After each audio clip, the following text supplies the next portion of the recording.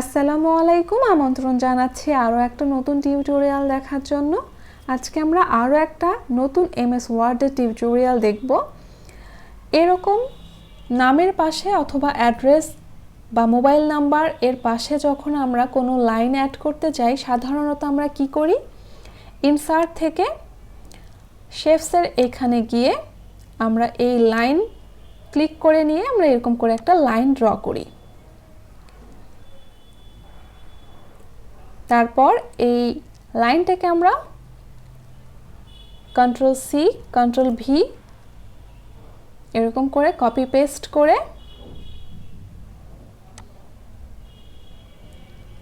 প্রত্যেকটা লেখার পাশে অ্যাড করি।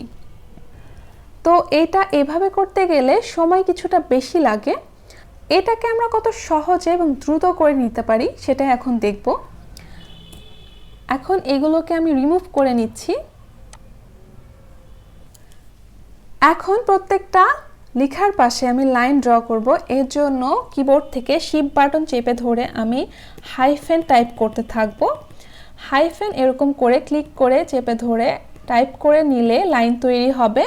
সেম একইভাবে নিচের লেখাটার পাশেও আমি শিফট বাটন চেপে ধরে হাইফেন এরকম করে ড্র করে নিয়ে লাইন ক্রিয়েট করে নিচ্ছি।